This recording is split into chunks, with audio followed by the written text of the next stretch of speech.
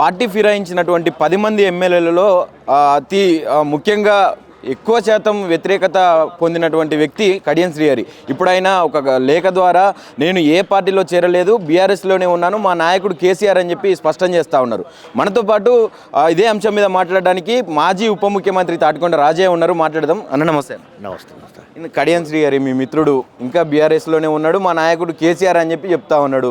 గతంలో చూసినటువంటి వీడియోలలోనేమో నేను కాంగ్రెస్లో చేరడం జరిగింది ముఖ్యమంత్రి గారి పిలుపు మేరకు అని చెప్పి మాట్లాడినటువంటి పరిస్థితి.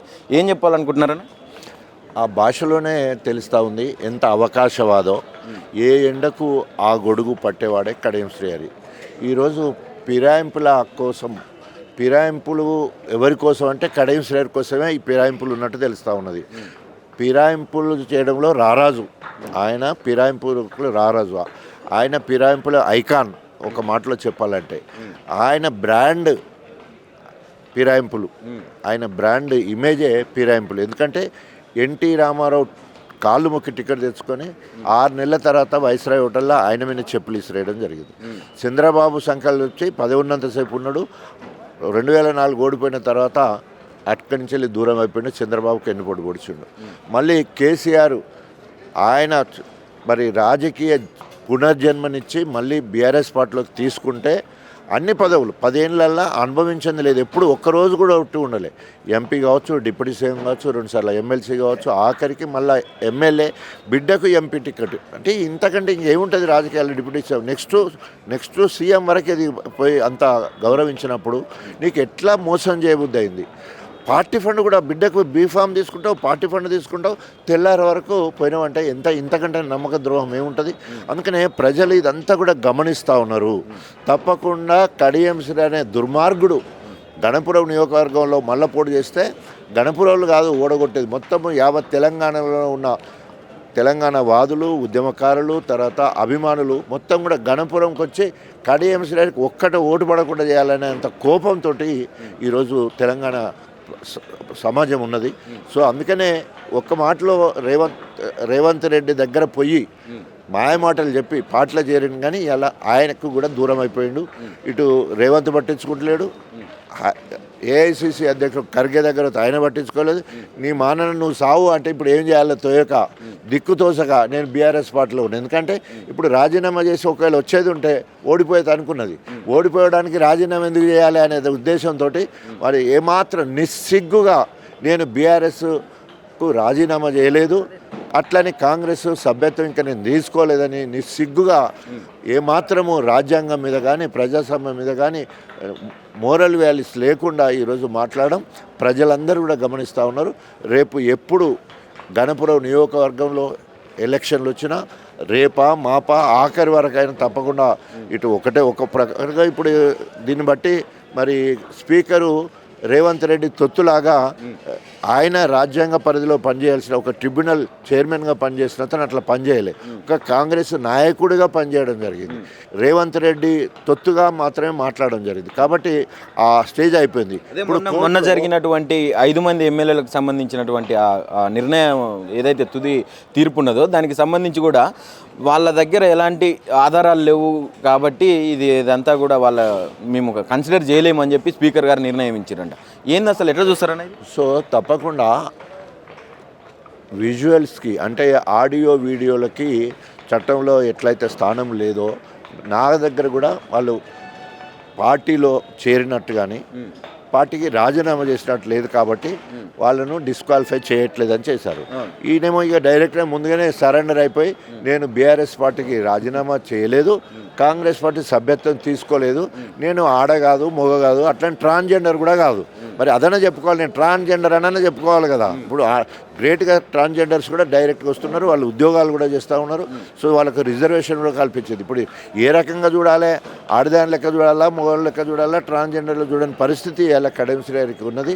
సో జీవోత్సవంలో బతుకుతున్నాడే తప్ప, జీవోత్సవంలో బతుకుతున్నాడు కడియం శ్రీహరి తప్ప ఏమాత్రము మానవీయ విలువలు లేవు, రాజ్యాంగం అంటే గౌరవం లేదు, ప్రజాస్వామ్యానికి తిలోగతాలు ఇచ్చాడు. కాబట్టి ప్రజల దృష్టిలో, సమాజం దృష్టిలో కడియం శ్రీహరి ఎప్పుడో చచ్చిపోయాడు. ఇప్పుడు ప్రజల పరిస్థితి ఏంది? స్టేషన్ గన్పూర్లో మీరు తిరుగుతూ ఉంటారు, ప్రజలలో ఉంటారు మీరు నిత్యం.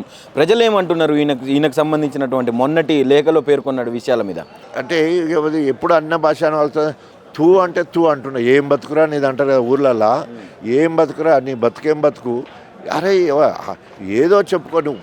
నేను బీఆర్ఎస్ అంటే బీఆర్ఎస్ ప్రతిపక్షంగా 10 ఏళ్ళ అధికారాన్ని అనుభవించిన, బీఆర్ఎస్ కష్టకాలంలో ఉంది, నేను బీఆర్ఎస్ ఎంబడి ఉంటాను, అలివి కానీ ఆమెలు ఇచ్చిన కాంగ్రెస్ ప్రభుత్వాన్ని ఎండగడతాను అని అట్లనే వస్తే నేను ప్రజలు ఎత్తుకుంటారు, బ్రహ్మరథం పడతారు. లేదు కాంగ్రెస్లో పోయినావు, నేను అభివృద్ధి కోసం పోయినా, నేను కాంగ్రెస్కు అభ్యర్థం తీసుకున్నా, బీఆర్ఎస్ వదిలేసిన అని చెప్పి అట్లా ఉంటేనన్నా అధికార కాంగ్రెస్ వాళ్ళు నీకు ఎన్నిగాస్తానికి అవకాశం ఉంటుంది. నువ్వు అంత గొప్పగా కాంగ్రెస్లో ఉంటే కాంగ్రెస్ కార్యకర్తల నాయకులు నీ ఎంబడి ఉంటారు. ఆ రకంగా నువ్వు ఏమైనా పనులు ఏమైనా వచ్చేయంటే తీసుకొచ్చడానికి అవకాశం.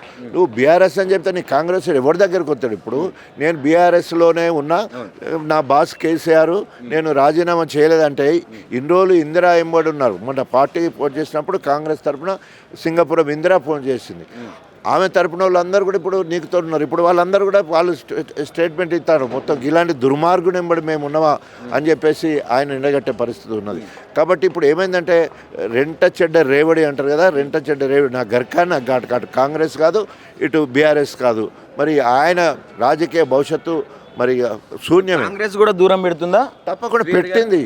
అక్కడ కాంగ్రెస్ ఆయన కాంగ్రెస్ ఓట్లతో గెలవలేదు కదా, ఆయన గెలిచింది బీఆర్ఎస్ కార్యకర్తల కష్టంతో వాళ్ళ రక్తాన్ని చెమట చేసుకొని గెలిపించడం జరిగింది.